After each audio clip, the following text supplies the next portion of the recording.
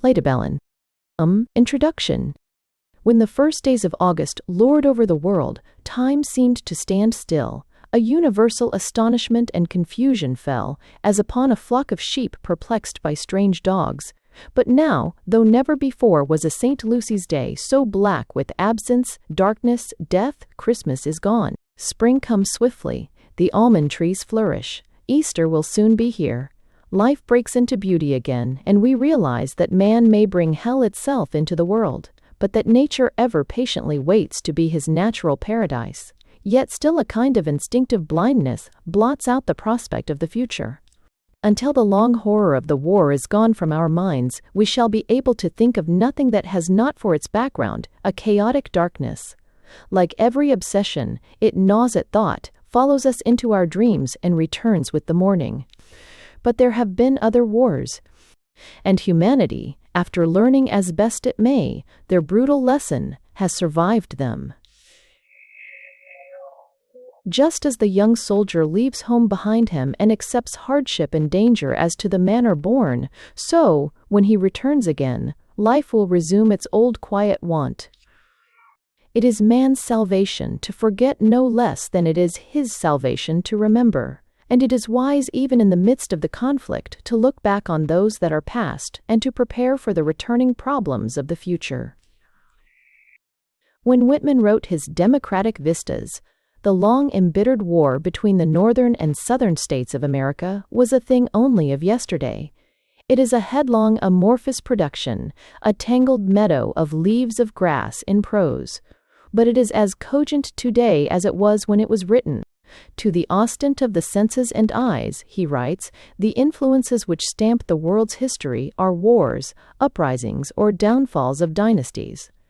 These, of course, play their part, yet, it may be, a single new thought, imagination, abstract principle, put in shape by some great literatus and projected among mankind, may duly cause changes, growths, removals, greater than the longest and bloodiest war, or the most stupendous merely political, dynastic, or commercial overturn. The literatus who realized this had his own message in mind, and yet, justly, for those who might point to the worldly prosperity and material comforts of his country and ask, are not these better indeed than any utterances even of greatest rhapsodic artist or literatus? He has his irrefutable answer. He surveys the New York of 1870, its facades of marble and iron, of original grandeur and elegance of design, etc., in his familiar catalogical jargon, and shutting his eyes to its glow and grandeur, inquires in return, are there indeed men here, worthy the name? Are there perfect women? Is there a pervading atmosphere of beautiful manners? Are there arts worthy freedom, and a rich people? Is there a great moral and religious civilization, the only justification of a great material one? We ourselves in good time shall have to face and to answer these questions. They search our keenest hopes of the peace that is coming, and we may be fortified, perhaps by the following queer proof of history repeating itself. Never, in the old world, was thoroughly upholstered exterior appearance and show, mental and other, built entirely on the idea of caste and on the sufficiency of mere outside acquisition. Never were glibness, verbal intellect, more the test, the emulation more loftily elevated as head and sample than they are on the surface of our republican states this day. The writers of a time hint the mottos of its gods. Whitman had no very tender regard for the Germany of his time. He fancied that the Germans were like the Chinese, only less graceful and refined, and more brutish. But neither had he any particular affection for any relic of Europe. Never again will we trust the moral sense or abstract friendliness of a single government of the Old World, or each capted selections from its literature for the new American Adam. But even its greatest poets were not America's, and though he might welcome even Juvenal, it was for use and not for worship. We have to learn, he insists, that the best culture will always be that of the manly and courageous instincts and loving perceptions, and of self-respect. In our children rests every hope and promise, and therefore in their mothers. 1 Zendoan 2, 1 Zendoan 20c, one zendo and do and do and two, one zendo and two, one zendo two o and do and do and two. Hold yourself judge and master over all of them. Only faith can save us, the faith in ourselves and in our fellow men, which is of the true faith in goodness and in God. Passionately, he pleads for the dignity of the common people. It is the average man of a land that is important. To win the people back to a proud belief and confidence in life, to rapture in this wonderful world, to love and admiration. This was his burning desire. I demand races of Orbic bards, he rhapsodizes, sweet democratic despots to dominate and even destroy. The future, vistas, the throes of birth are upon us, allons camarado. He could not despair. Must I indeed learn to chant the cold dirges of the baffled, he asks himself in drum taps. But wildest shuttlecock of criticism though he is, he has never yet been charged with looking only on the dark side of things. Once, he says, once before the war, alas! I dare not say how many times the mood has come. I too was filled with doubt and gloom. His part in it soothed, mellowed, deepened his great nature. He had himself witnessed such misery, cruelty, and abomination as it is best just now, perhaps not to read about. One fact alone is enough, that over 50,000 federal soldiers perished of starvation in southern prisons.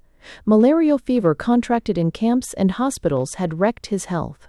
During 1862-65, he visited, he says, 80 to 100,000 sick and wounded soldiers, comprehending all, slighting none. Rebel or compatriot, it made no difference.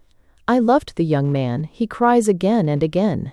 Pity and fatherliness were in his face, for his heart was full of them. Mr. Goste has described the old gray as he saw him in 1884, in his bare, littered, sun-drenched room in Camden, shared by kitten and canary. He sat with a very curious pose of the head drawn backward, as if resting at one vertebra lower down the spinal column than other people do, and thus tilting his face a little upwards.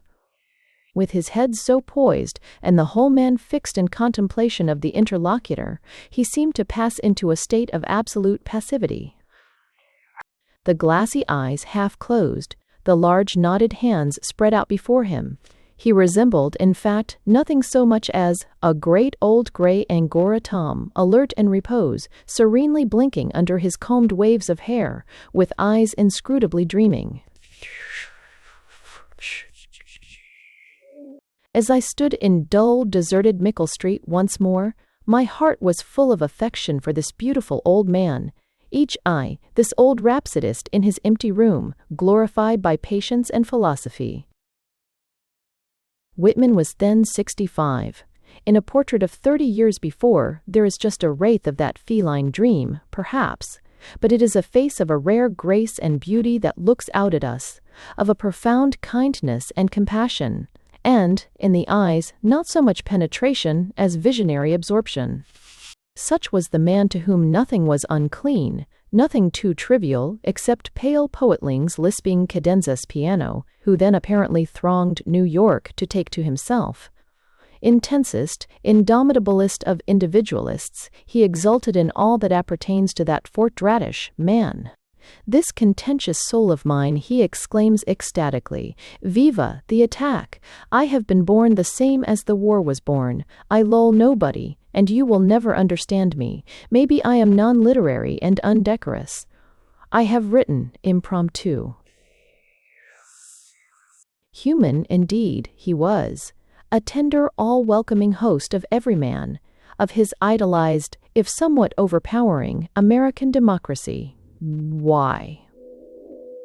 Man in the street, in his swarms, poor crazed faces in the state asylum, prisoners in Sing Sing, prostitute whose dead body reminded him not of a lost soul, but only of a sad, forlorn, and empty house. It mattered not, he opened his heart to them, one and all. I see beyond each mark that wonder, a kindred soul. Oh, the bullet could never kill what you really are, dear friend. The moon gives you light, and the bugles and drums give you music, and my heart, oh my soldiers, my veterans, my heart gives you love. Yours for you, he exclaims, welding in a phrase his unparalleled egotism, his beautiful charity, yours for you, whoever you are, as mine for me. This was the secret of his tender, unassuming ministrations. He had none of that shrinking timidity, that fear of intrusion, that uneasiness in the presence of the tragic and the pitiful, which so often numb and oppress those who would willingly give themselves and their best to the needy and suffering, but whose intellect misgives them. He was that formidable phenomenon, a dreamer of action, but he possessed a sovereign good sense. Food and rest and clean clothes were his scrupulous preparation for his visits. He always assumed as cheerful an appearance as possible.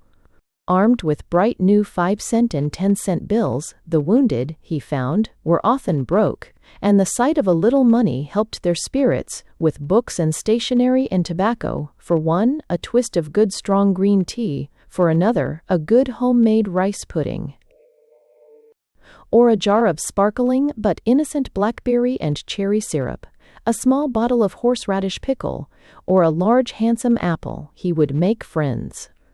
What I have I also give you, he cried from the bottom of his grieved, tempestuous heart.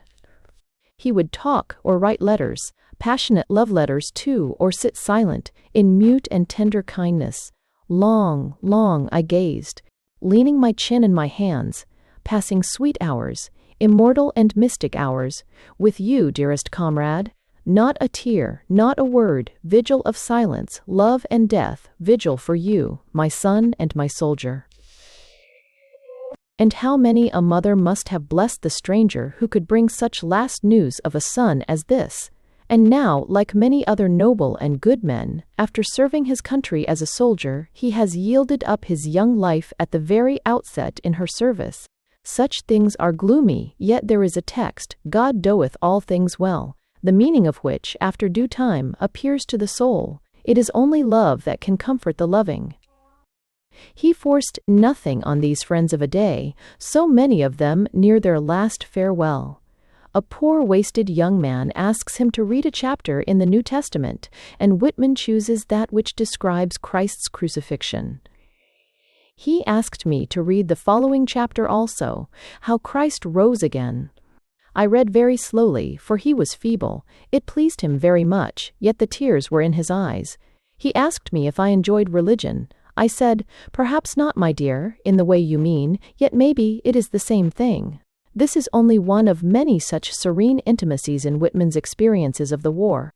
Through them we reach to an understanding of a poet who chose not signal and beautiful episodes out of the past, nor the rare moments of existence, for theme, but took all life, within and around him in vast bustling America, for his poetic province. Like a benign barbaric sun he surveys the world, ever at noon. I am the man, I suffered, I was there, he cries in the song of myself. I do not despise you, priests, all times, the world over. He could not despise anything, not even his fellow poets, because he himself was everything. His verse sometimes seems mere verbiage, but it is always a higgledy-piggledy Santa Claus bag full of things, and he could penetrate to the essential reality. He tells in his drum taps how one daybreak he arose in camp and saw 3 still forms stretched out in the eastern radiance, how with light fingers he just lifted the blanket from each cold face in turn, the first elderly, gaunt and grim. Who are you, my dear comrade? The next with cheeks yet blooming. Who are you, sweet boy? The third. Young man, I think I know you. True poetry focuses experience, not merely transmits it. It must redeem it forever from transitoriness and evanescence. Whitman incontinently pours experience out in a Niagara-like cataract. But in spite of his habitual publicity, he was at heart of a shy, brooding, impassioned, devotional type. In spite of his self-conscious, arrogant virility, he was to the end of his life an entranced child. He came into the world, saw and babbled. A subject would occur to him, a kind of tag. He would scribble it down on a scrap of paper and drop it into a drawer. Day by day, this first impulse would evoke fresh poemets, until at length the accumulation was exhaustive. Then he merely gutted his treasury and the ode was complete. It was only when sense and feeling attained a sort of ecstasy that he succeeded in distilling the true essence, that is poetry, and in stopping it in a crystal feel of form. The prose of his Specimen Days, indeed, is often nearer to poetry than his verse. Much of the time he sleeps or half-sleeps. One stoption, each eye, ich beteen one stoption, ich beteen high and bein stoption, ich beteen nine, ich beteen mun's die, he will breathe for 10 minutes as softly and evenly as a young babe asleep. Poor youth, so handsome, athletic, with profuse, beautiful shining hair. One time as I sat looking at him while he lay asleep, he suddenly, without the least start awakened, opened his eyes, gave me a long steady look, turning his face very slightly to gaze easier. One long, clear, silent look, a slight sigh, then turned back and went into his doze again. Little he knew, poor death-stricken boy, the heart of the stranger that hovered near. The western star, Venus, in the earlier hours of evening has never been so large, so clear it seems as if it told something, as if it held rapport indulgent with humanity, with us Americans. The sky dark blue, the transparent night, the planets, the moderate west wind, the elastic temperature, the miracle of that great star, and the young and swelling moon swimming in the west suffused the soul. Then I heard, slow and clear, the deliberate notes of a bugle come up out of the silence. Firm and faithful, floating along, rising, falling leisurely, with here and there a long-drawn note. IMTCC and MLC2E, sounding tattoo. A steady rain, dark and thick and warm, he writes again, 2 days after Gettysburg. The cavalry camp is a ceaseless field of observation to me. This forenoon there stood the horses tethered together, dripping, steaming, chewing their hay. The men emerge from their tents dripping also. The fires are half quenched. There is a poetic poise in this brief, vivid statement, apart from its bare economy of means. It is the lump awaiting the leaven no less than is cavalry crossing a ford. To this supreme spectator an apple orchard in May, even the White House in moonlight, no more and no less than these battle scenes, rendered up their dignity, life, and beauty, their true human significance. The secret has evaporated in the effort to make poetry, or half-consciously to inject a moral, to play the universal bard. There creeps into the words a tinge of the raw and the grotesque. The poet has the look of a cowboy off the stage, tanned with grease paint. But again and again the secret creeps back and some lovely emanation of poetry is added to it. Look down, fair moon, and bathe this scene. Pour softly down night's nimbus floods on faces ghastly swollen purple, on the dead on their backs with arms tossed wide. Pour down your unstinted nimbus, sacred moon. Or this, called reconciliation, each peas where are crapped to reconciliation. Word over all, beautiful as the sky, beautiful that war and all its deeds of carnage must in time be utterly lost, that the hands of the sisters death and night incessantly softly wash again, and ever again, this soiled world. For my enemy is dead, a man divine as myself is dead. I look where he lies, white-faced and still in the coffin. I draw near, bend down, and touch lightly with my lips the white face in the coffin. The bonds of rhyme shackled him, deprived him of more than freedom. He is like a wild bird that suddenly perceives the bars of its small cage across the blue of the sky, and yet, the finer his poems are, the nearer they approach to definite rhythmical design. One has only to compare, "O Captain, my Captain," with "Hushed be the camps today," to perceive this curious paradox. They are both of them memories of his beloved Lincoln, whom he had many times seen, with that peculiarly close and transatlantic curiosity of his, riding at a jog-trot on a good-sized, easy-going gray horse, with his escort of yellow-striped cavalry behind him, through the streets of Washington, dressed in black, somewhat rusty and dusty, with a black stiff hat, almost as ordinary in attire as the commonest man. That heroic face, too, he had pierced, and caught from it the deep, subtle, indirect expression that only the long-gone master-painters of the Old World could have seized and immortalized. And in yet another memory of this great American Whitman attains to his best and highest, when lilacs last in the doorway bloomed. It is one of the most beautiful of poems, of the purest intuition, of a consummate, if unconscious, artistry.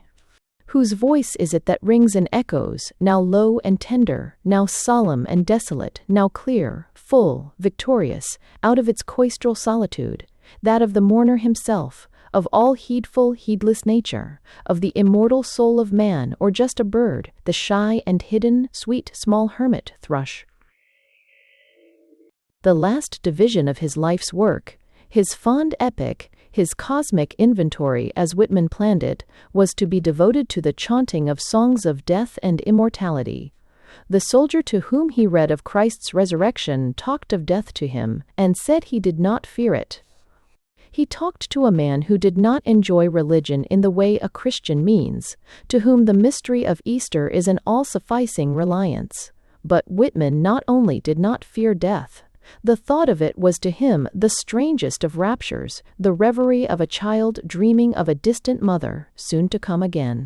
Death and immortality were but two aspects of the same blessed hope to this man, who poured out his life in a turgid fount of ecstatic joy in living. W2, and I saw askant the armies, I saw as in noiseless dreams hundreds of battle flags, borne through the smoke of the battles and pierced with missiles. I saw them, and carried hither and yon through the smoke, and torn and bloody, and at last but a few shreds left on the staffs, and all in silence, C2, all in silence, all in scranes, and the staffs all splintered and broken.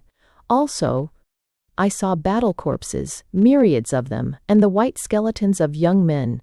I saw them. I saw the debris of all the slain soldiers of the war. But I saw they were not as was thought, they themselves were fully at rest, they suffered not. The living remained and suffered, the mother suffered. And the wives and the child and the musing comrades suffered, and the armies that remained suffered. Come lovely and soothing death, undulate round the world, serenely arriving, in the night, in the day, to all, to each, sooner or later delicate death. A praised be the fathomless universe, for life and joy, and for objects and knowledge curious, and for love, sweet love, but praise, praise, praise for the sure enwinding arms of cool enfolding death. Member 1, of cool enfolding death. Dark mother always gliding near with soft feet, have none chanted for thee, a chant of fullest welcome? Then I chant it for thee, I glorify thee. Above all, I bring thee a song that when thou must indeed come, come unfalteringly.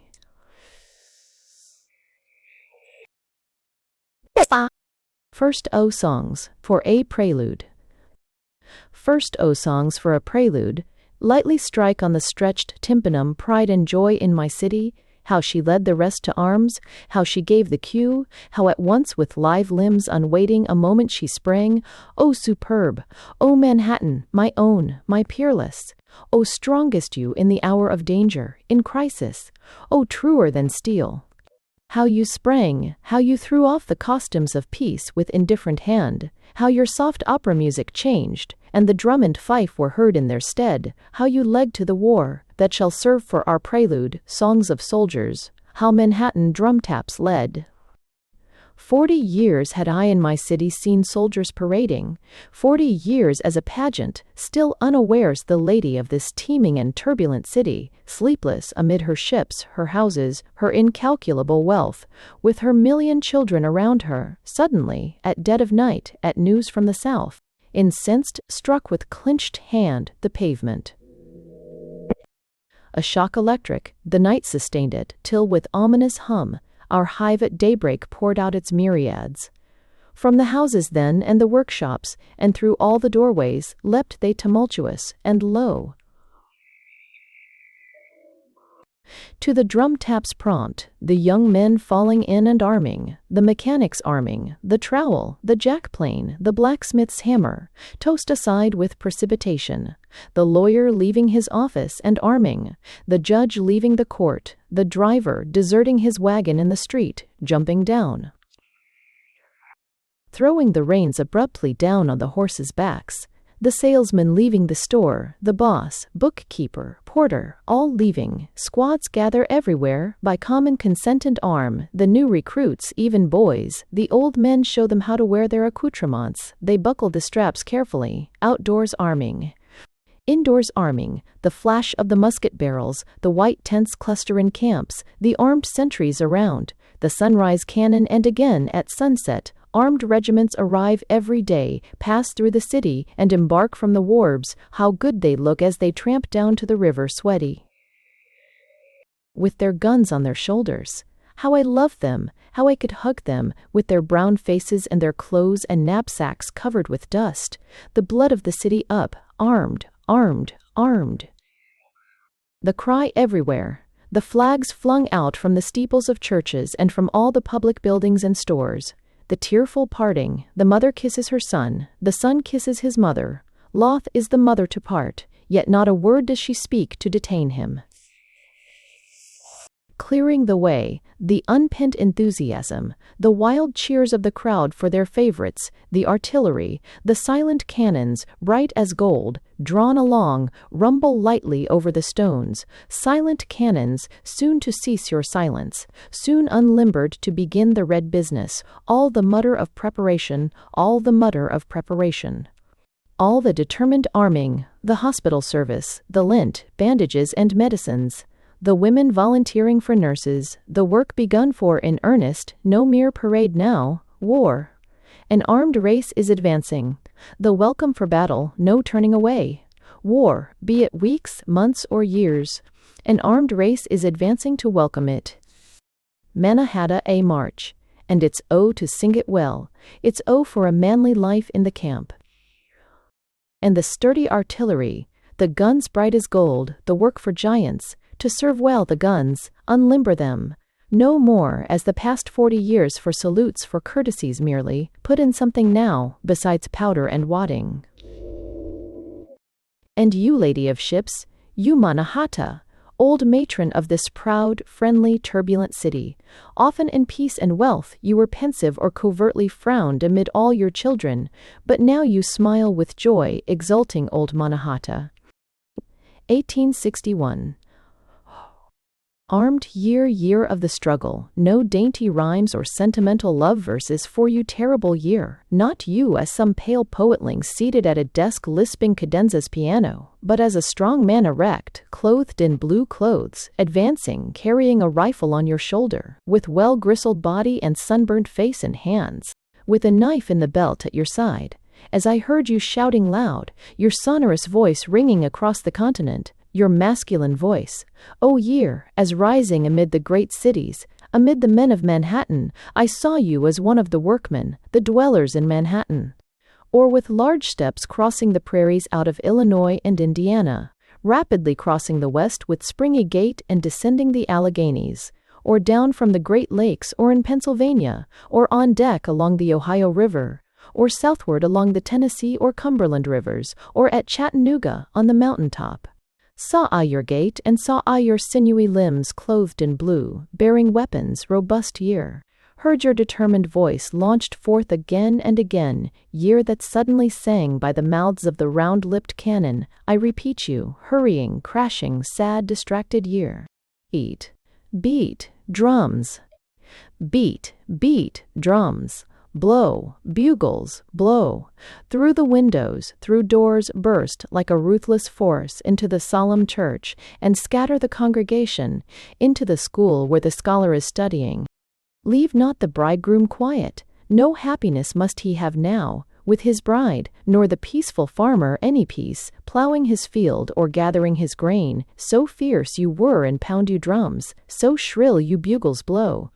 Beat, beat, drums, blow, bugles, blow. Over the traffic of cities, over the rumble of wheels in the streets, are beds prepared for sleepers at night in the houses? No sleepers must sleep in those beds, no bargainers bargains by day, no brokers or speculators. Would the singer attempt to sing? Would the lawyer rise in the court to state his case before the judge? Then rattle quicker, heavier drums. You bugles wilder blow. Beat, beat, drums, blow. Beagles, blow. Make no parley, stop for no expostulation. Mind not the timid, mind not the weeper or prayer. Mind not the old man beseeching the young man. Let not the child's voice be heard, nor the mother's entreaties. Make even the trestles to shake the dead where they lie, awaiting the hearses that speed of. So strong you thump, O terrible drums, so loud you bugles blow. From Palmanock starting I fly like a bird. From Palmanock starting I fly like a bird, around and around to soar to sing the idea of all, to the north betaking myself to sing there Arctic songs, to Canada till I absorb Canada in myself, to Michigan then, to Wisconsin, Iowa, Minnesota, to sing their songs, they are inimitable, in own be.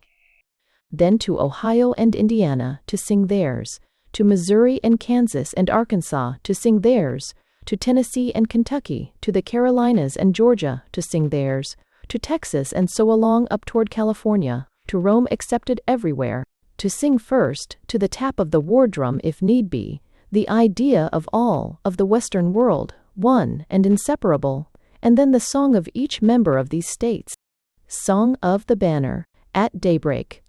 POATO, a new song, a free song, flapping, flapping, flapping, flapping, by sounds, by voices clearer, by the wind's voice and that of the drum, by the banner's voice and child's voice and sea's voice and father's voice, low on the ground and high in the air, on the ground where father and child stand, in the upward air where their eyes turn, where the banner at daybreak is flapping.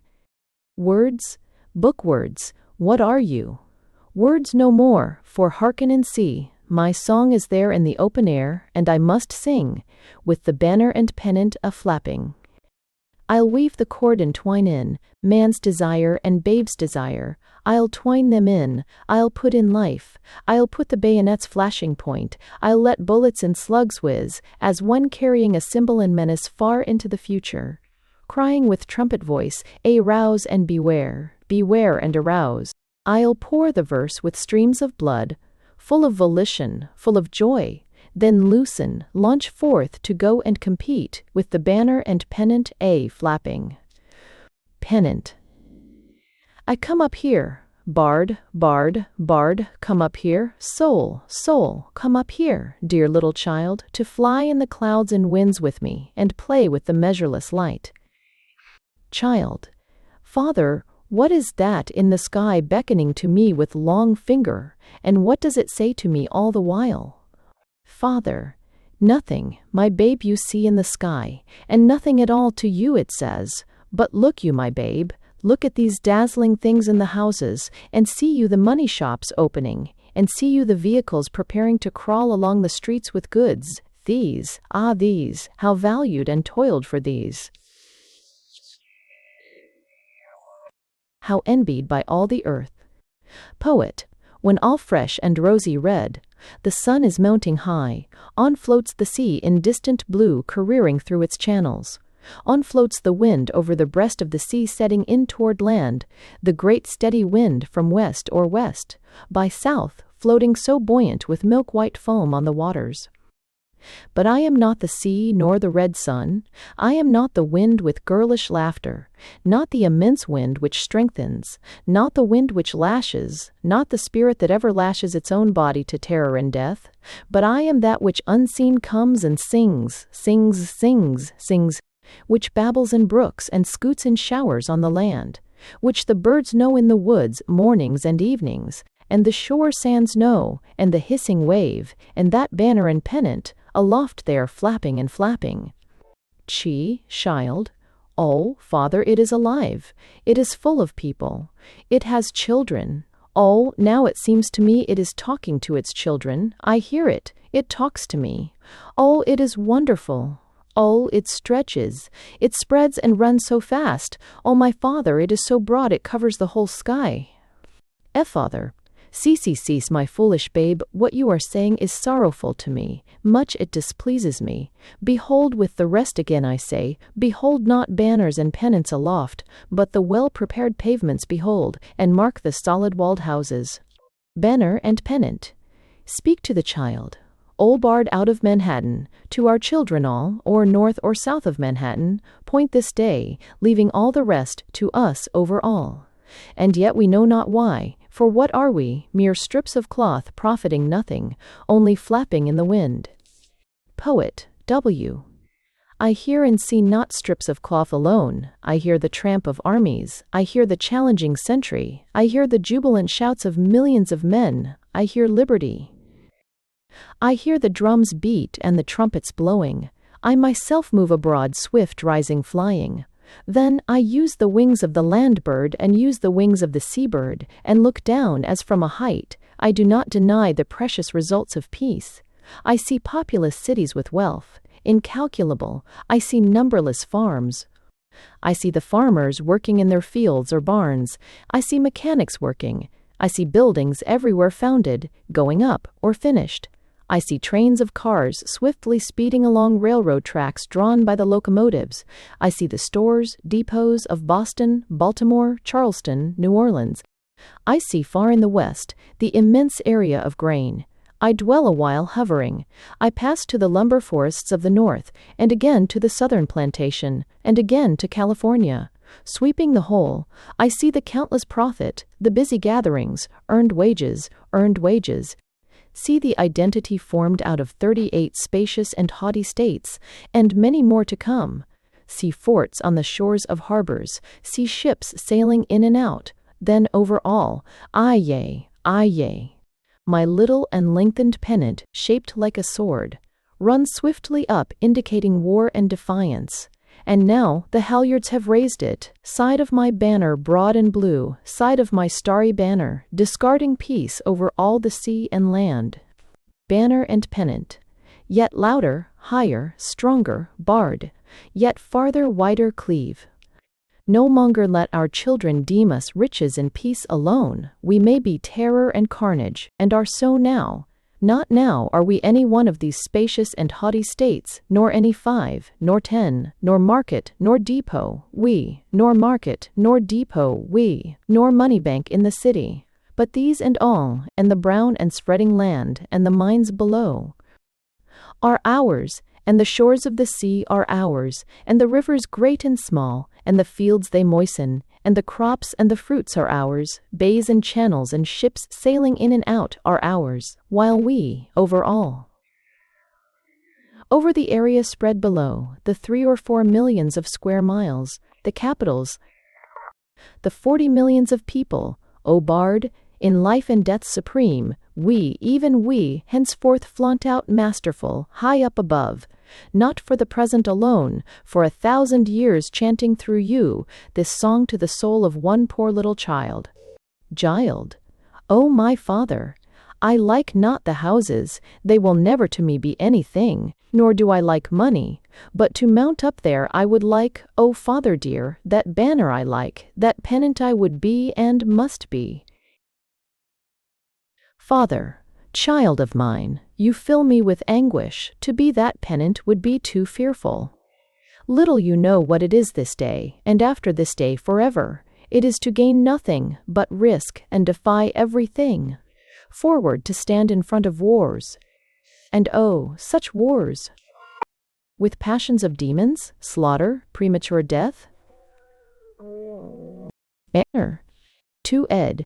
Demons and death, then I sing, put in all, I all will I, sword-shaped pennant for war, and a pleasure new and ecstatic, and the prattled yearning of children, blent with the sounds of the peaceful land and the liquid wash of the sea, and the black ships fighting on the sea enveloped in smoke, and the icy cool of the far, far north, with rustling cedars and pines, and the whir of drums and the sound of soldiers marching, and the hot sun shining south, and the beach waves combing over the beach on my eastern shore, and my western shore the same, and all between those shores, and my ever-running Mississippi with bends and chutes, and my Illinois fields, and my Kansas fields, and my fields of Missouri, the continent, devoting the whole identity without reserving an atom, pour in. Whelm that which asks, which sings, with all and the yield of all, fusing and holding, claiming, devouring the whole, no more with tender lip nor musical labial sound, but out of the night emerging for good, our voice persuasive no more, croaking like crows here in the wind. Poet. My limbs, my veins dilate, my theme is clear at last, banner so broad advancing out of the night, I sing you haughty and resolute, I burst through where I waited long, too long, deafened and blinded, my hearing and tongue are come to me. A little child taught me. I hear from above, O pennant of war, your ironical call and demand. Insensate, insensate, we yet I at any rate chant you, O banner. Not houses of peace indeed are you, nor any nor all their prosperity. If need be, you shall again have every one of those houses to destroy them. You thought not to destroy those valuable houses, standing fast, full of comfort, built with money, may they stand fast then? Not an hour except you above them and all stand fast, O banner, not money so precious are you, not farm produce you, nor the material, good nutriment, nor excellent stores nor landed on wharves from the ships. Not the superb ships with sail power or steam power, fetching and carrying cargoes, nor machinery, vehicles, trade, nor revenues, but you as henceforth I see you, running up out of the night, bringing your cluster of stars, ever-enlarging stars, divider of daybreak you, cutting the air, touched by the sun, measuring the sky, passionately seen and yearned for by one poor little child. While others remain busy or smartly talking, forever teaching thrift, oh, you, up there, O pennant, where you undulate like a snake hissing so curious, out of reach, an idea only, yet furiously fought for, risking bloody death, loved by me, so loved. O you banner leading the day with stars brought from the night. Valueless, object of eyes, over all and demanding all, absolute owner of all, O banner and pennant. I too leave the rest. Great as it is nothing. Houses, machines are nothing. I see them not, I see but you, O warlike pennant. O banner so broad, with stripes I sing you only, flapping up there in the wind. Rise, O days, from your fathomless deeps. Rise, O days, from your fathomless deeps, till you loftier, fiercer sweep, long from my soul hungering gymnastic. I devoured what the earth gave me, long I roamed the woods of the north, long I watched Niagara pouring, I traveled the prairies over and slept on their breast. I crossed the Nevadas, I crossed the plateaus, I crossed the plateaus. I ascended the towering rocks along the Pacific. I sailed out to sea. I sailed through the storm. I was refreshed by the storm. I watched with joy the threatening maws of the waves. I marked the white combs where they careered so high. Curling over, I heard the wind piping. I saw the black clouds. Saw from below what arose and mounted. O superb! O wild as my heart, and powerful! Heard the continuous thunder as it bellowed after the lightning, noted the slender and jagged threads of lightning as sudden and fast amid the din they chased each other across the sky. These and such as these I elate, saw with wonder, yet pensive and masterful, all the menacing might of the globe uprisen around me. Yet there with my soul I fed content, supercilious. 'Twas well, O soul, 'twas a good preparation you gave me. Now we advance our latent and ampler hunger to fill. Now we go forth to receive what the earth and the sea never gave us. Not through the mighty woods we go, but through the mightier cities. Something for us is pouring now, more than Niagara pouring, torrents of men and sea currents. Sources and rills of the Northwest, are you indeed inexhaustible? What, to pavements and homesteads here? What were those storms of the mountains and sea? What, to passions I witness around me today? Was the sea risen? Was the wind piping the pipe of death under the black clouds? Lo! From deeps more unfathomable, something more deadly and savage, Manhattan rising, advancing with menacing front. Cincinnati, Chicago, unchained. What was that swell I saw on the ocean? Behold what comes here, how it climbs with daring feet and hands, how it dashes, how the true thunder bellows after the lightning, how bright the flashes of lightning. How democracy with desperate vengeful port strides on, shown through the dark by those flashes of lightning. A mile has addressed it of the session's action. Thunder on, stride on democracy, strike with vengeful stroke, and do you rise higher than ever yet, O days, O cities, crash heavier, heavier yet, O storms? You have done me good, my soul prepared in the mountains absorbs your immortal strong nutriment. Long had I walked my cities, my country roads through farms, only half satisfied. One doubt nauseous, undulating like a snake, encrawled on the ground before me, encrawled on the ground before me, continually preceding my steps, turning upon me oft, ironically hissing low. The cities I loved so well I abandoned and left. I sped to the certainty suitable to me, hungering, hungering, hungering for primal energies and nature's dauntlessness. I refreshed myself with it only, I could relish it only. I waited the bursting forth of the pent fire. On the water and air I waited long. But now I no longer wait. I am fully satisfied. I am glutted. I have witnessed the true lightning. I have witnessed my cities electric. I have lived to behold man burst forth and warlike America rise. Hence I will seek no more the food of the northern solitary wilds, no more the mountains roam or sail the stormy sea. Virginia, the West. The noble sire fallen on evil days, I saw with hand uplifted, menacing, brandishing, memories of old in abeyance, love and faith in abeyance, the insane knife toward the mother of all. The noble son on sinewy feet advancing, I saw, out of the land of prairies, land of Ohio's waters and of Indiana, to the rescue, the stalwart giant hurry his plenteous offspring, dressed in blue, bearing their trusty rifles on their shoulders. Then the mother of all, with calm voice speaking, as to you, rebellious, I seemed to hear her say, why strive against me, and why seek my life, when you yourself forever provide to defend me? For you provided me Washington, and now these also. City of ships. City of ships. Oh, the black ships. Oh, the fierce ships. Oh, the beautiful sharp-bowed steamships and sail ships. City of the world. For all races are here. All the lands of the earth make contributions here. City of the sea. City of hurried and glittering tides. City whose gleeful tides continually rush or recede, whirling in and out with eddies and foam.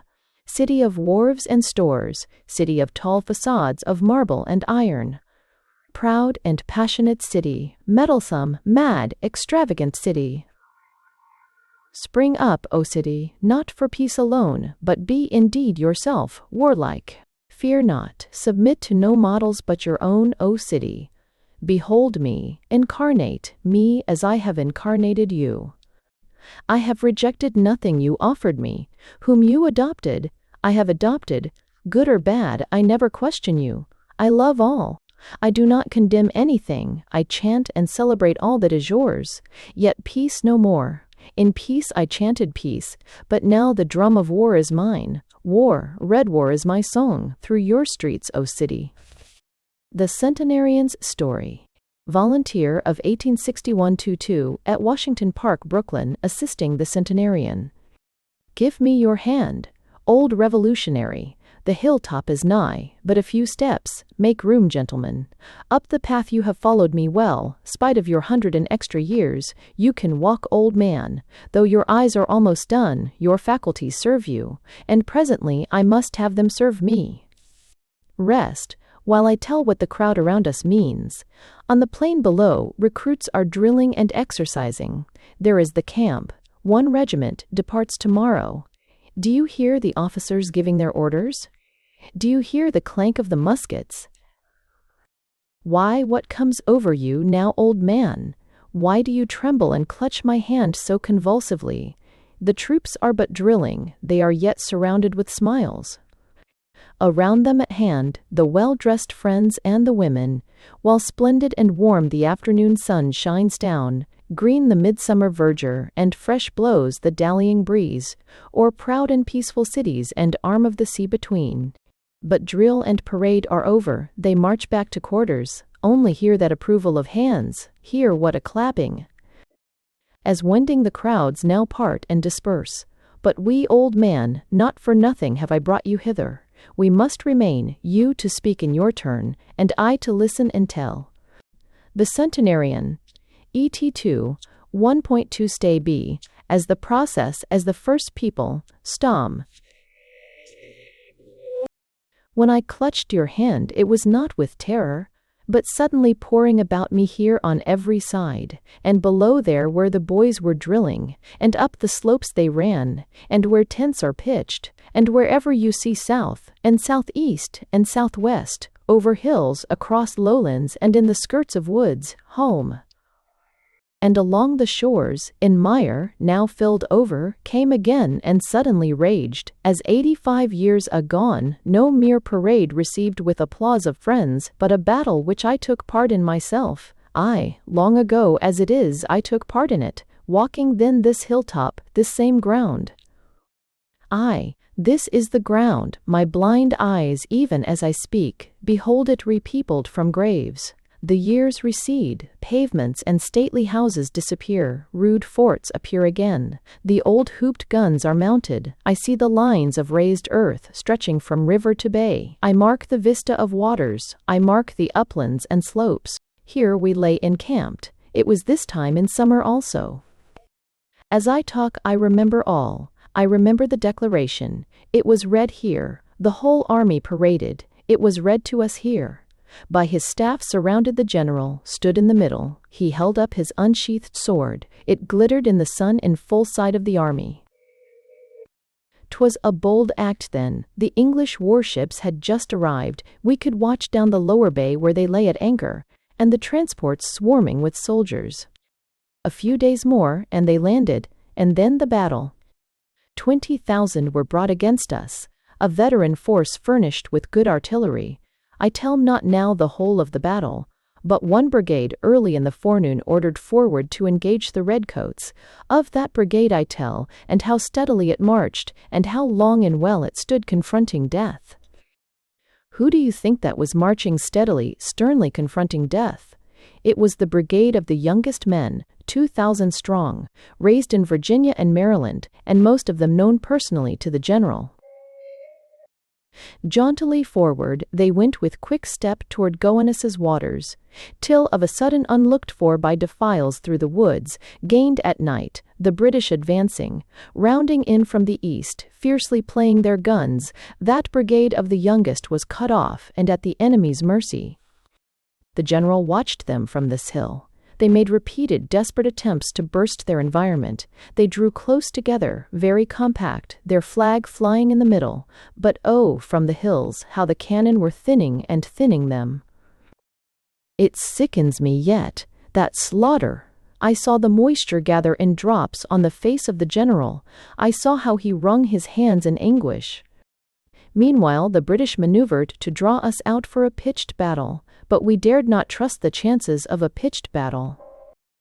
We fought the fight in detachments. Sallying forth, we fought at several points, but in each, the luck was against us. Our foe advancing, steadily getting the best of it, pushed us back to the works on this hill, till we turned menacing here, and then he left us.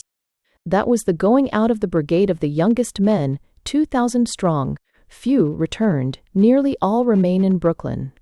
That and here my general's first battle, no women looking on nor sunshine to bask in, it did not conclude with applause.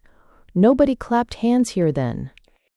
But in darkness, in mist, on the ground under a chill rain, wearied that night we lay foiled and sullen, while scornfully laughed, many an arrogant lord oft against us encamped, quite within hearing, feasting, clinking wine-glasses together over their victory. So dull and damp and another day, but the night of that, mist lifting, rain ceasing, silent as a ghost while they thought they were sure of him, my general retreated. I saw him at the riverside, down by the ferry, lit by torches, hastening the embarkation. My general waited till the soldiers and wounded were all passed over, and then, it was just ere sunrise, these eyes rested on him for the last time. Everyone else seemed filled with gloom. Many no doubt thought of capitulation. But when my general passed me, as he stood in his boat and looked toward the coming sun, I saw something different from capitulation. Terminus. Enough. The centenarian story ends. The two, the past and present, have interchanged. I myself as connector, as chansonnier of a great future, am now speaking. And is this the ground Washington trod? And these waters I listlessly daily cross, are these the waters he crossed, as resolute in defeat as other generals in their proudest triumphs? I must copy the story and send it eastward and westward. I must preserve that look as it beamed on you, rivers of Brooklyn.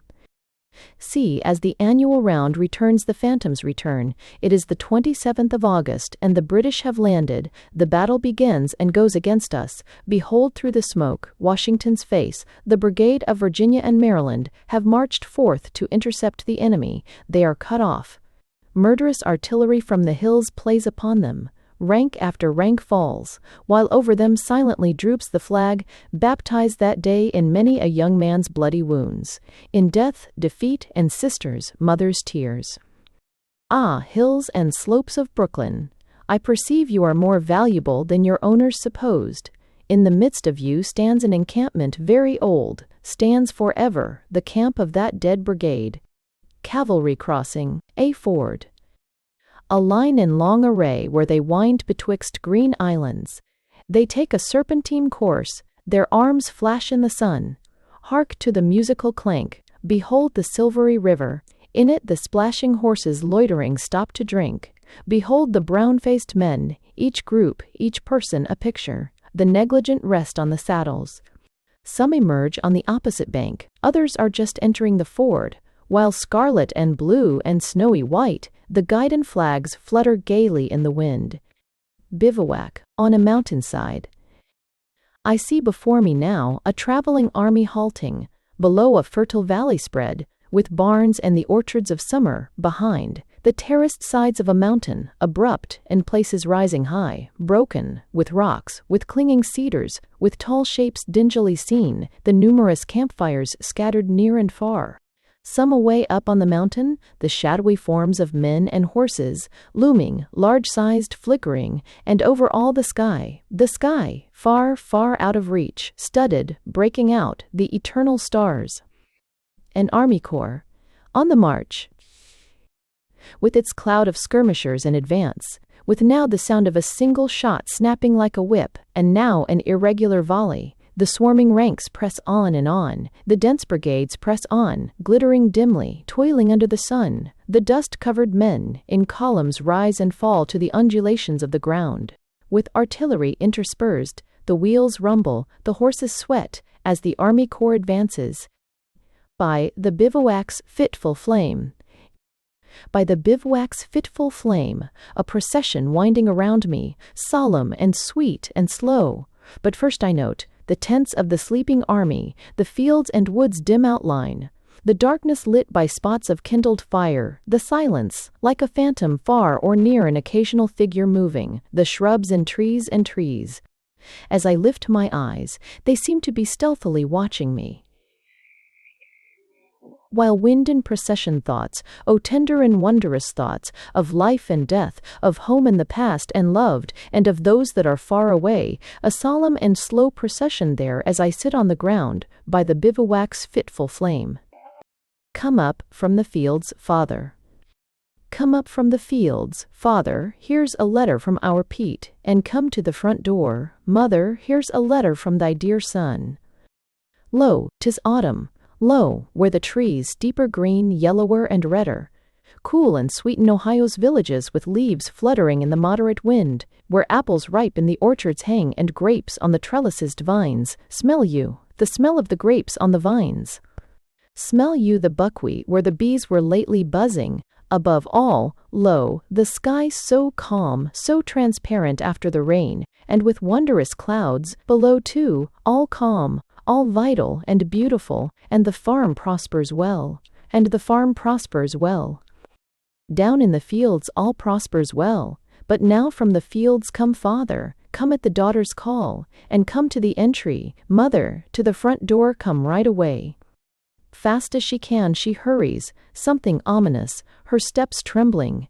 She does not tarry to smooth her hair, nor adjust her cap. Open the envelope quickly. Oh, this is not our son's writing, yet his name is signed. Oh, a strange hand writes for our dear son, oh, stricken mother's soul. All swims before her eyes, flashes with black, she catches the main words only, sentences broken, gunshot wound in the breast, cavalry skirmish, taken to hospital, at present low, but will soon be better. Ah, now the single figure to me, amid all teeming and wealthy Ohio, with all its cities and farms, sickly white in the face and dull in the head, very faint, by the jamb of a door leans. Grieve not so, dear mother. The just-grown daughter speaks through her sobs. The little sisters huddle around, speechless and dismayed. Izzy, see, dearest mother, the letter says Pete will soon be better. Alas, poor boy, he will never be better, nor maybe needs to be better, that brave and simple soul. While they stand at home at the door, he is dead already, the only son is dead. But the mother needs to be better, she, with thin form presently dressed in black, by day her meals untouched, then at night fitfully sleeping, often waking, in the midnight waking, weeping, longing with one deep longing, oh, that she might withdraw unnoticed, silent from life, escape and withdraw, to follow, to seek, to be with her dear dead son. Vigil strange, I kept on the field. One night, vigil strange, I kept on the field one night, when you, my son, and my comrade dropped at my side that day. One look I but gave, which your dear eyes returned with a look I shall never forget. One touch of your hand to mine, oh boy, reached up as you lay on the ground. Then onward I sped in the battle, the even contested battle, wheezing contested battle. Till late in the night, relieved to the place, at last again I made my way. Found you in death so cold, dear comrade. Found your body son of responding kisses, never again on earth responding, bared your face in the starlight, curious the scene, cool blew the moderate night wind, long there, and then in vigil, I stood, one teen. Dimly around me the battlefield spreading, vigil wondrous and vigil sweet there in the fragrant silent night, but not a tear fell, not even a long-drawn sigh. Long, long I gazed, then on the earth partially reclining sat by your side, leaning my chin in my hands, passing sweet hours, immortal and mystic hours with you, dearest comrade. Not a tear, not a word, vigil of silence, love and death. Vigil for you, my son and my soldier, as onward silently stars aloft, eastward new ones upward stole. Vigil final for you. Brave boy, I could not save you, swift was your death. I faithfully loved you and cared for you living. I think we shall surely meet again. Till at latest, lingering of the night, indeed, just as the dawn appeared, my comrade. I wrapped in his blanket, enveloped well his form, folded the blanket well, tucking it carefully overhead and carefully under feet. And there and then, and bathed by the rising sun, my son in his grave, in his rude, dug grave I deposited, ending my vigil, strange with that, vigil of night and battlefield dim, vigil for boy of responding kisses, never again on earth responding, vigil for comrade swiftly slain, vigil I never forget. How as day brightened, I rose from the chill ground and folded my soldier well in his blanket, and buried him where he fell. A march, in the ranks hard pressed, and the road unknown. A march in the ranks hard pressed, and the road unknown, a route through a heavy wood with muffled steps in the darkness. Our army foiled with loss severe, and the sullen remnant retreating, till after midnight glimmer upon us the lights of a dim-lighted building, we come to an open space in the woods, and halt by the dim-lighted building. 'Tis a large old church at the crossing roads, now an impromptu hospital. Entering but for a minute, I see a sight beyond all the pictures and poems ever made, shadows of deepest, deepest black, just lit by moving candles and lamps, and by one great pitchy torch, stationary with wild red flame and clouds of smoke. By these, crowds, groups of forms vaguely I see on the floor, some in the pews laid down, at my feet more distinctly, a soldier, a mere lad, in danger of bleeding to death. He is shot in the abdomen. I staunch the blood temporarily. The youngster's face is white as a lily. Then before I depart, I sweep my eyes o'er the scene, fain to absorb it all. Faces, varieties, postures beyond description, most in obscurity, some of them dead, surgeons operating, attendants holding lights, the smell of ether, the odor of blood, the crowd. Oh, the crowd of the bloody forms! The yard outside also filled. Some on the bare ground, some on planks or stretchers, some in the death spasm sweating, an occasional scream or cry, the doctor's shouted orders or calls, the glisten of the little steel instruments catching the glint of the torches. These I resume as I chant. I see again the forms, I smell the odor, then hear outside the orders given, "Fall in, my men, fall in," but first I bend to the dying lad, his eyes open, a half-smile gives he me, then the eyes close, calmly close, and I speed forth to the darkness, resuming, marching, ever in darkness, marching, on in the ranks, mares, or in the ranks, the unknown road still marching. A sight, in camp, in the daybreak, gray and dim. A sight in camp in the daybreak gray and dim, as from my tent I emerge so early sleepless, as slow I walk in the cool fresh air, the path near by the hospital tent, 3 forms I see on stretchers lying, brought out there untended lying, over each the blanket spread, ample brownish woolen blanket, gray and heavy blanket, folding, covering all. Curious, I halt and silent stand, then with light fingers I from the face of the nearest the first just lift the blanket. Who are you, elderly man, so gaunt and grim, with well-grayed hair, and flesh all sunken about the eyes? Who are you, my dear comrade? Then to the second I step, and who are you, my child and darling? Who are you, sweet boy with cheeks yet blooming? Then to the third, a face nor child nor old, very calm, as of beautiful yellow-white ivory. Young man, I think I know you. I think this face is the face of the Christ himself, dead and divine and brother of all, and here again he lies. As toilsome I wandered Virginia's woods. As toilsome I wandered Virginia's woods, to the music of rustling leaves kicked by my feet, for 'twas autumn. I marked at the foot of a tree the grave of a soldier, mortally wounded he and buried on the retreat. Easily all could I understand, the halt of a midday hour, when up. No time to lose. Yet this sign left, on a tablet scrawled and nailed on the tree by the grave, bold, cautious, true, and my loving comrade. Ha! Long, long I muse, then on my way go wandering, many a changeful season to follow, and many a scene of life, yet at times through changeful season and scene, abrupt, alone, or in the crowded street, comes before me the unknown soldier's grave, comes the inscription rude in Virginia's woods, bold, cautious, true, one burned, and my loving comrade. Each T.C., one piece tease to make a 4 of a Bellany of the fair, with much of though, free, to pry. Not the pilot. Not the pilot has charged himself to bring his ship into port, though beaten back and many times baffled. Not the pathfinder penetrating inland, weary and long, by deserts parched, snows chilled, rivers wet, perseveres till he reaches his destination. More than I have charged myself, heeded or unheeded, to compose a march for these states, for a battle call, rousing to arms if need be, years, centuries hence. Year that trembled and reeled beneath me. Year that trembled and reeled beneath me. Your summer wind was warm enough, yet the air I breathed froze me. A thick gloom fell through the sunshine and darkened me. Must I change my triumphant songs, said I to myself, must I indeed learn to chant the cold dirges of the baffled, and sullen hymns of defeat? The wound dresser, Mehu, an old man bending I come among new faces, years looking backward, resuming in answer to children, come tell us, old man, as from young men and maidens that love me, aroused and angry, I'd thought to beat the alarum and urge relentless war, but soon my fingers failed me, my face drooped and I resigned myself.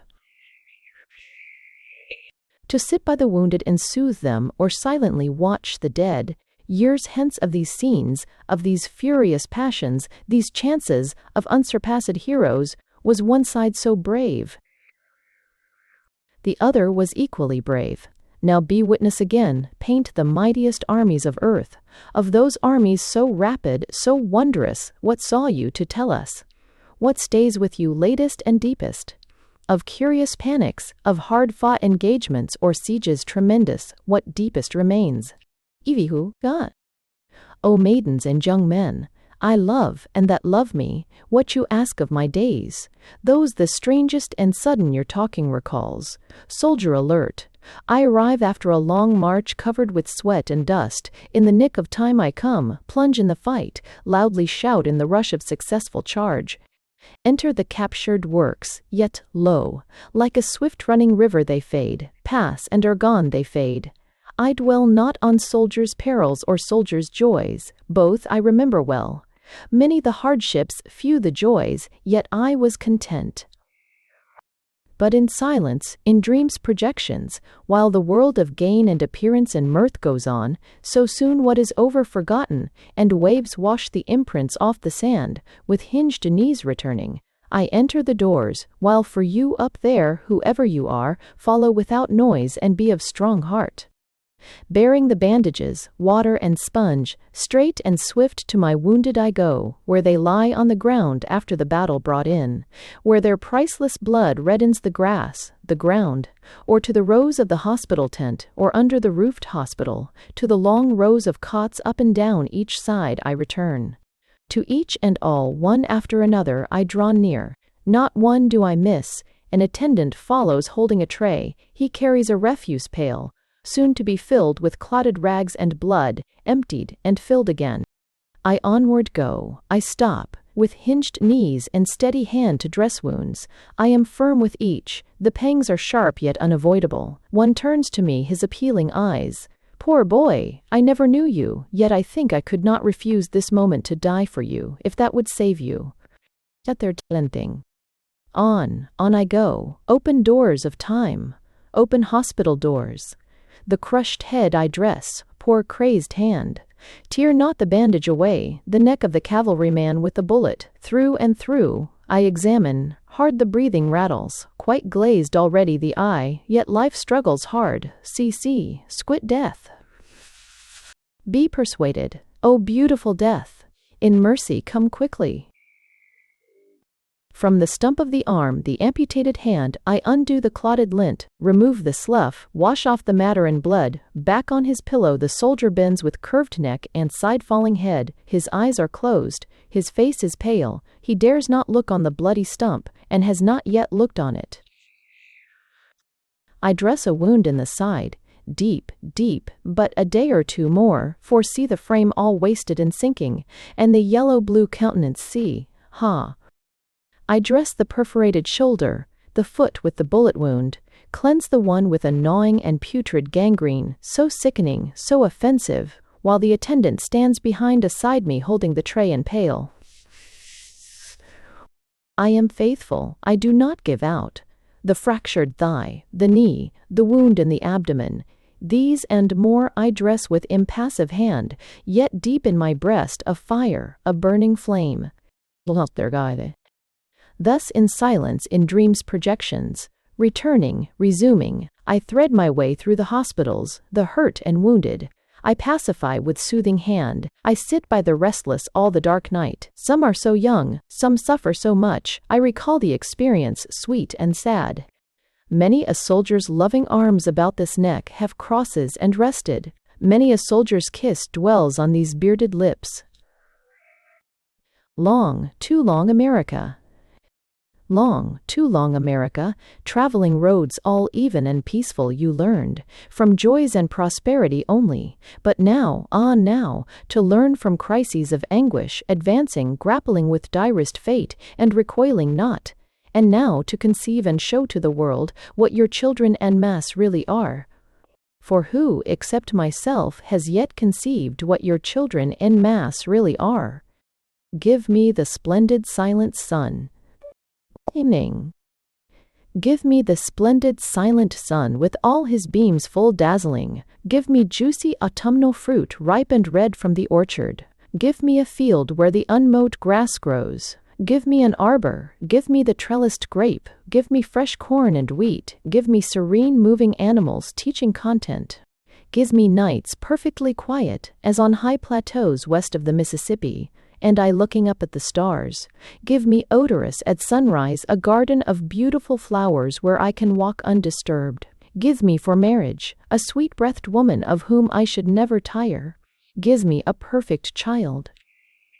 Give me away aside from the noise of the world, a rural domestic life. Give me to warble spontaneous songs, recluse by myself, for my own ears only. Give me solitude, give me nature, give me again, O nature, your primal sanities. These demanding to have them, tired with ceaseless excitement, and racked by the war strife, these to procure incessantly asking, rising in cries from my heart, while yet incessantly asking, still I adhere to my city, day upon day, and year upon year. O city, walking your streets astropression, where you hold me enchained a certain time, refusing to give me up, yet giving to make me glutted, enriched of soul. You give me forever faces, dem lo. I see what I sought to escape, confronting, reversing my cries. I see my own soul trampling down what it asked for. Keep your splendid silent sun. Keep your woods, O nature, and the quiet places by the woods. Keep your fields of clover and timothy, and your cornfields and orchards. Keep the blossoming buckwheat fields where the ninth-month bees hum. Give me faces and streets. Give me these phantoms incessant and endless along the trottoirs. Give me interminable eyes. Give me women. Give me comrades and lovers by the thousand. Let me see new ones every day. Let me hold new ones by the hand every day. Give me such shows. Give me the streets of Manhattan. Give me Broadway, with the soldiers marching. Give me the sound of the trumpets and drums. The soldiers in companies or regiments, some starting away, flushed and reckless, some, their time up, returning with thinned ranks, young yet very old, worn, marching, noticing nothing. Give me the shores and wharves, heavy fringed with black ships. Oh, such for me. Oh, an intense life, full to repletion and varied. The life of the theater, bar-room, huge hotel, for me. The saloon of the steamer. The crowded excursion for me, the torchlight procession, the dense brigade bound for the war, with high-piled military wagons following. People, endless, streaming, with strong voices, passions, pageants, Manhattan streets with their powerful throbs, with beating drums as now, the endless and noisy chorus, the rustle and clank of muskets, even the sight of the wounded, Manhattan crowds with their turbulent musical chorus. Manhattan faces and eyes forever for me. Dirge, for two veterans. The last sunbeam lightly falls from the finished Sabbath, on the pavement here, and there beyond it is looking down a new-made double grave. Lo, the moon ascending, up from the east the silvery round moon, beautiful over the housetops, ghastly, phantom moon, immense and silent moon. I see a sad procession, and I hear the sound of coming full-keyed bugles, all the channels of the city streets they're flooding, as with voices and with tears. I hear the great drums pounding, and the small drums steady whirring, and every blow of the great convulsive drums strikes me through and through. For the Son is brought with the Father. In the foremost ranks of the fierce assault they fell. 2 veterans, Son and Father, drop together, and the double grave awaits them. Now nearer blow the bugles, and the drums strike more convulsive, and the daylight o'er the pavement quite has faded, and the strong dead march enwraps me. In the eastern sky upbuoying, the sorrowful vast phantom moves illumined, 'tis some mother's large transparent face, in heaven brighter growing. O strong dead march, you please me. O moon immense with your silvery face you soothe me. O my soldiers twain, O my veterans passing to burial, what I have I also give you. The moon gives you light, and the bugles and the drums give you music, and my heart, O my soldiers, my veterans, my heart gives you love. Over the carnage rose prophetic a voice. Over the carnage rose prophetic a voice, be not disheartened. Affection shall solve the problems of freedom yet. Those who love each other shall become invincible. They shall yet make Columbia victorious. Sons of the Mother of all, you shall yet be victorious. You shall yet laugh to scorn the attacks of all the remainder of the earth. No danger shall balk Columbia's lovers. If need be 1,000 shall sternly immolate themselves for one. One from Massachusetts shall be a Missourian's comrade, from Maine and from hot Carolina, and another an Oregonese shall be friends triune, more precious to each other than all the riches of the earth. To Michigan, Florida perfumes shall tenderly come, not the perfumes of flowers, but sweeter and wafted beyond death. It shall be customary in the houses and streets to see manly affection. The most dauntless and rude shall touch face to face lightly. The dependents of liberty shall be lovers. The continuance of equality shall be comrades. These shall tie you and band you stronger than hoops of iron. I, ecstatic, O partners, O lands, with the love of lovers tie you. Were you looking to be held together by lawyers, or by an agreement on a paper, or by arms? Nay, nor the world nor any living thing will so cohere. I saw old General at bay. I saw old General at bay. Old as he was, his gray eyes yet shone out in battle like stars. His small force was now completely hemmed in. In his works, he called for volunteers to run the enemy's lines, a desperate emergency. I saw 100 and more step forth from the ranks, but 2 or 3 were selected. I saw them receive their orders aside. They listened with care. The adjutant was very grave. I saw them depart with cheerfulness, freely risking their lives. The artilleryman's vision. While my wife at my side lies slumbering, and the wars are over long, and my head on the pillow rests at home, and the vacant midnight passes, and through the stillness, through the dark, I hear, just hear, the breath of my infant. There in the room as I wake from sleep, this vision presses upon me. The engagement opens there, and then in fantasy unreal, the skirmishers begin. They crawl cautiously ahead. I hear the irregular snap, snap.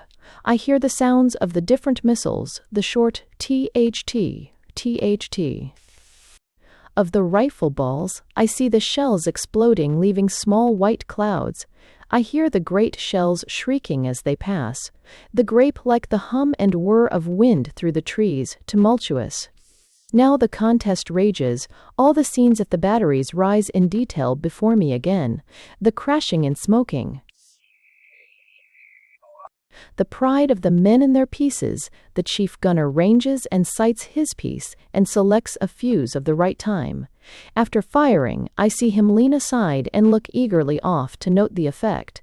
Elsewhere I hear the cry of a regiment charging. The young colonel leads himself this time with brandished sword.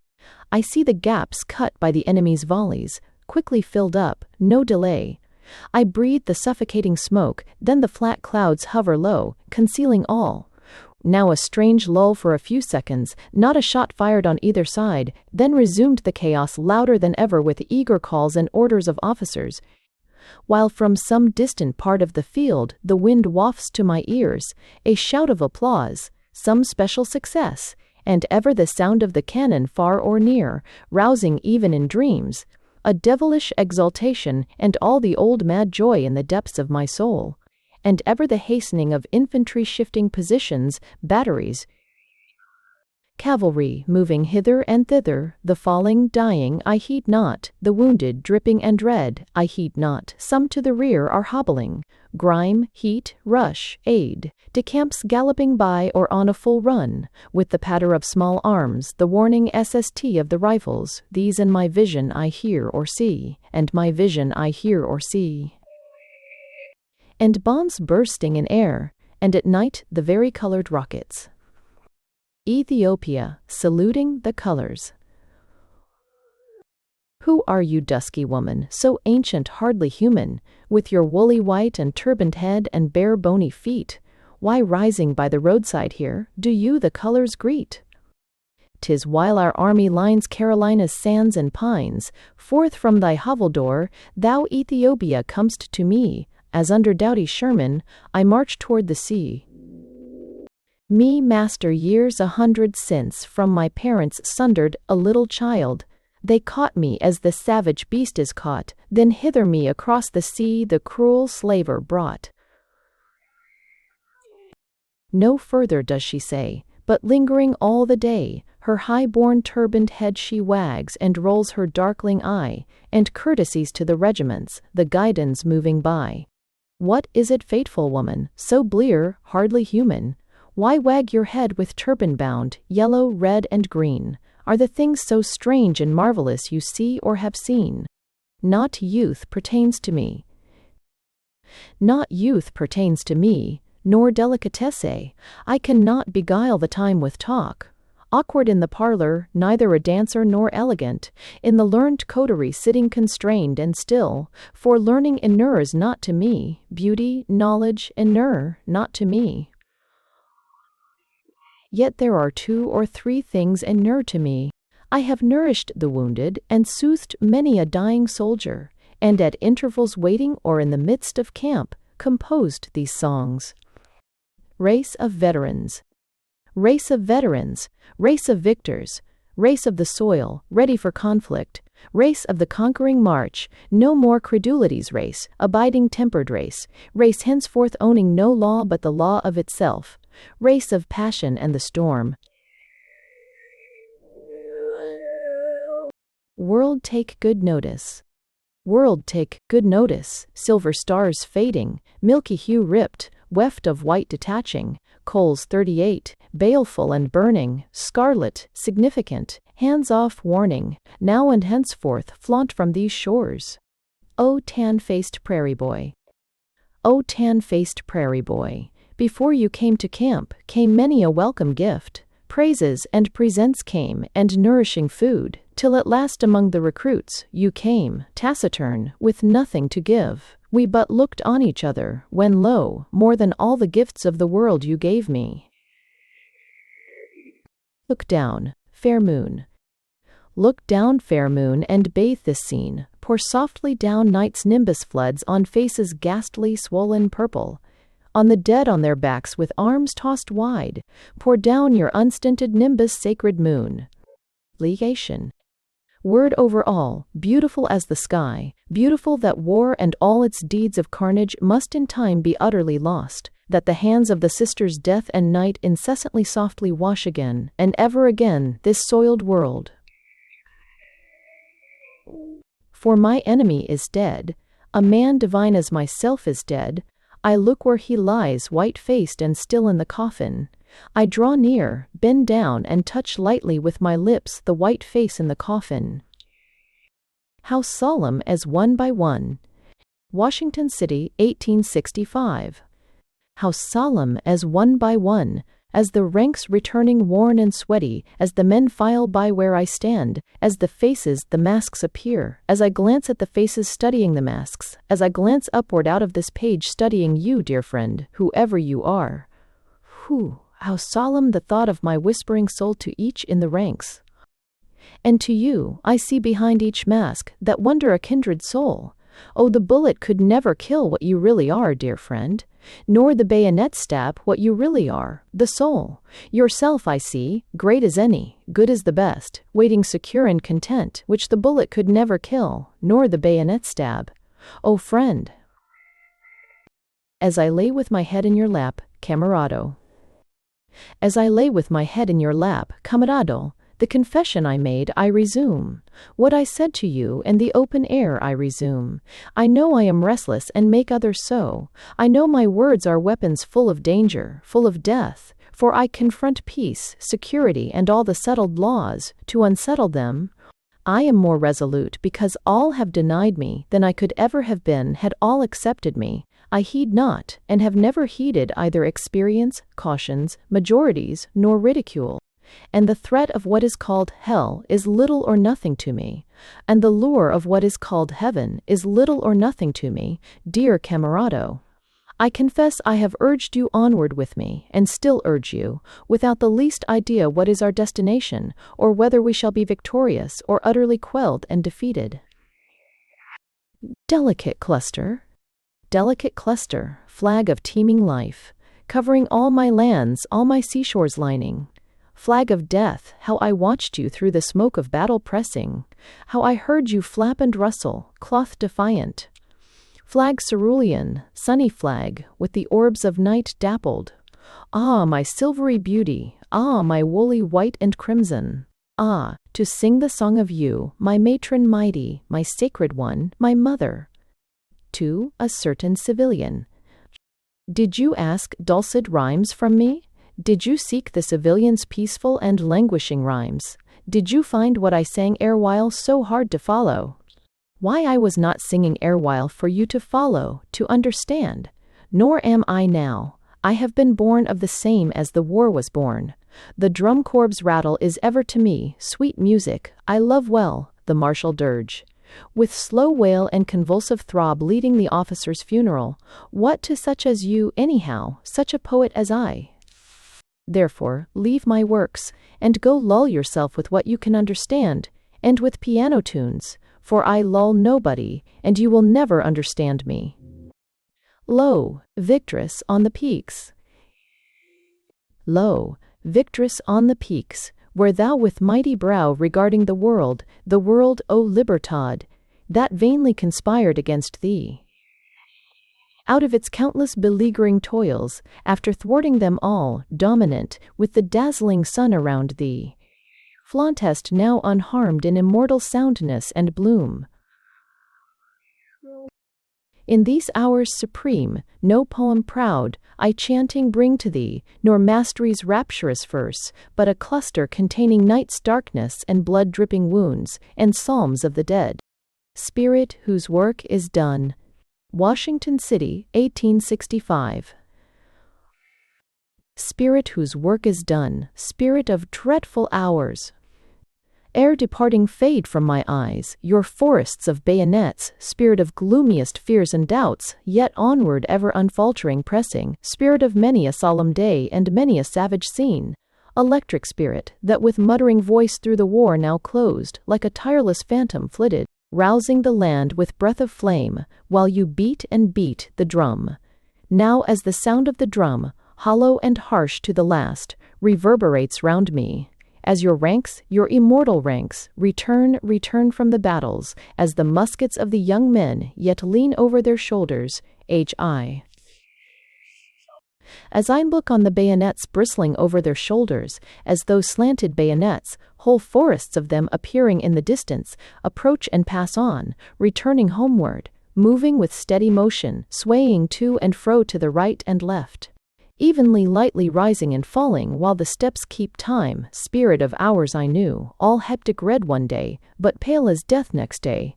Touch my mouth ere you depart, press my lips close, leave me your pulses of rage, bequeath them to me, fill me with currents convulsive. Let them scorch and blister out of my chance when you are gone. Let them identify you to the future in these songs. Adieu to a soldier. Adieu. O soldier, you of the rude campaigning which we shared, the rapid march, the life of the camp, the hot contention of opposing fronts, the long maneuver, bed battles with their slaughter, the stimulus, the strong terrific game, spell of all brave and manly hearts. The trains of time through you and like of you all filled with war and war's expression. Adieu, dear comrade, your mission is fulfilled. But I, more warlike, myself and this contentious soul of mine, still on our own campaigning bound, through untried roads with ambushes opponents lined, through many a sharp defeat and many a crisis, often baffled, here marching, ever marching on, a war fight out, I hear. To fiercer, weightier battles give expression. O libertad. Turn, O libertad, for the war is over, from it and all henceforth expanding, doubting no more, resolute, sweeping the world, turn from lands retrospective recording proofs of the past, from the singers that sing the trailing glories of the past, from the chants of the feudal world, the triumphs of kings, slavery, caste. Turn to the world, the triumphs reserved and to come. Give up that backward world, leave to the singers of hitherto, give them the trailing past, but what remains remains for singers for you. Wars to come are for you, lo, how the wars of the past have duly inured to you, and the wars of the present also inure.